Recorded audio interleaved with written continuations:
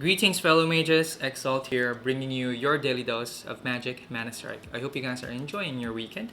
For today's video, we're going to talk about two things. Number one, updates that will take effect on Monday, exactly midnight of Pacific Monday, right? And number two, we're going to talk about changing strategies in the middle of the season, which is very important, especially if you want to remain competitive. Because what got you here won't necessarily take you to the next level. So without further delay, let's jump right into the updates.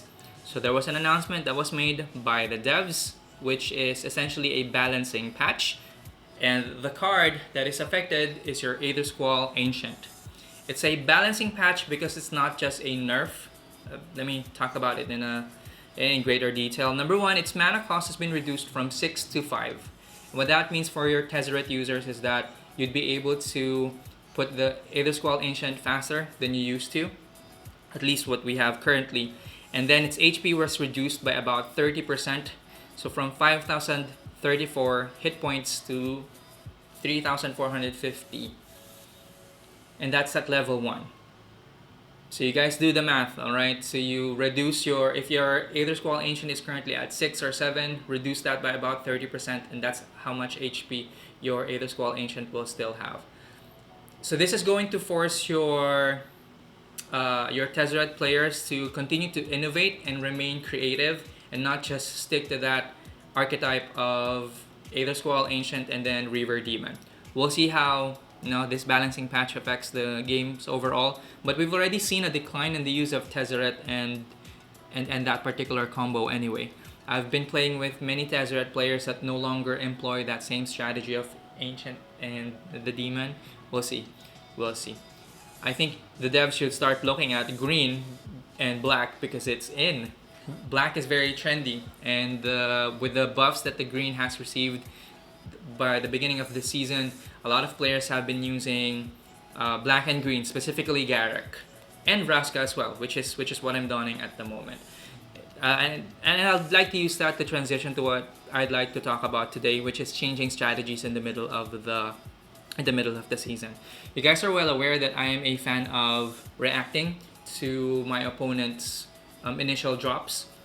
I'd like to win the push, and then I'd carry on with that push. Once you move to rank 9, you'll find that the strategies you have employed from the previous ranks, they may not be as effective as you hope they would. That's why every now and then you'd see some posts online that say, their rankings have dropped from rank 8 or rank 9 down to 7 or even 6 in some instances, right? I guess that's just part of the game.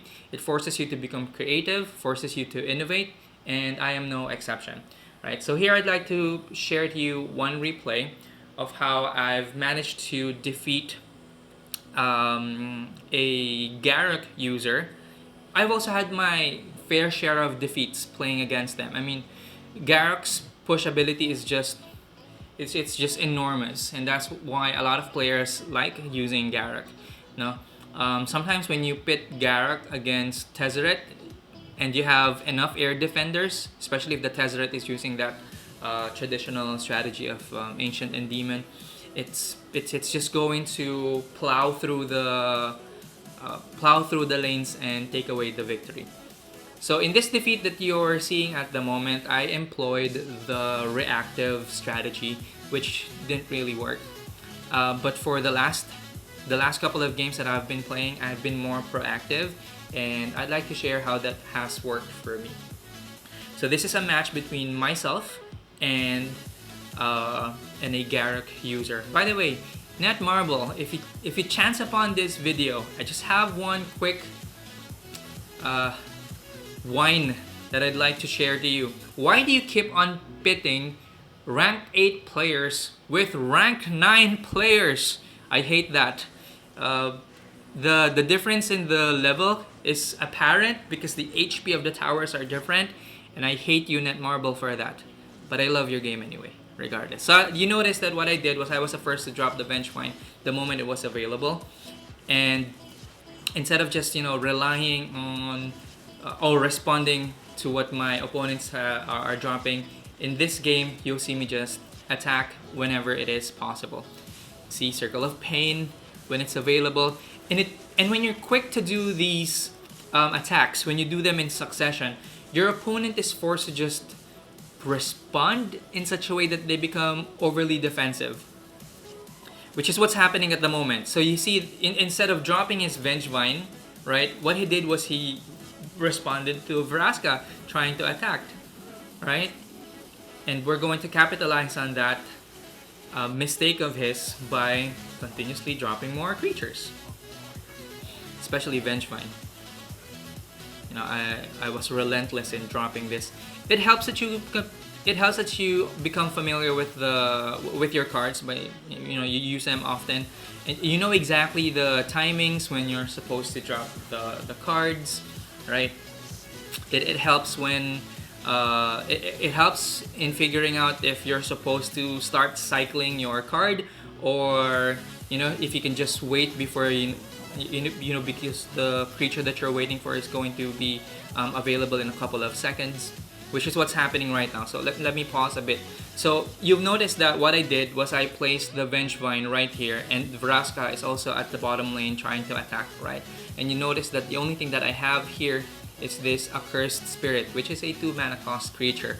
It's enough for my force to stall my opponent before I land this Skull Catapult, which is what I'm going to put on the field in response to his Garruk advancing.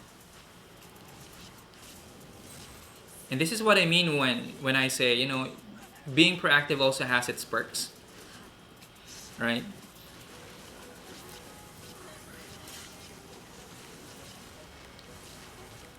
So instead of just responding, you can also try this strategy. I mean, responding to your opponent's creatures or plays is also an effective strategy. I mean, it has led me to ranked 8 and ranked 9, right? But if you, the guys at rank 9, they're hyper competitive, so you really can't just stay the same. You have to continue to evolve, right? I know that sounds like a big word, and maybe it is, but that's what this game is all about, and something that I like about it. Apart from the fact that you don't really have to rely on other players, one of the things that make me rage quit, especially when I'm playing, for example, team-based games such as MOBA games, right? One thing that really pushes my buttons is having to rely on teammates who may not know what they're doing. But here in this game, you don't have anyone else to blame but yourself. There you go. So that's just a quick sentiment right there, in conjunction to making the announcements about the Aethersquall Ancient being balanced, right? Again, so the lesson for today is continue to evolve, because what got you here won't necessarily take you to the next level. Alright, continue enjoying the weekend. I hope you guys learned something from this video. Like and subscribe, help the channel grow. If you have requests for what you'd like to see next, put them down in the comments below. I appreciate the support, you guys. And until the next video, I'll see you guys in the next one. Xalt signing off. Peace.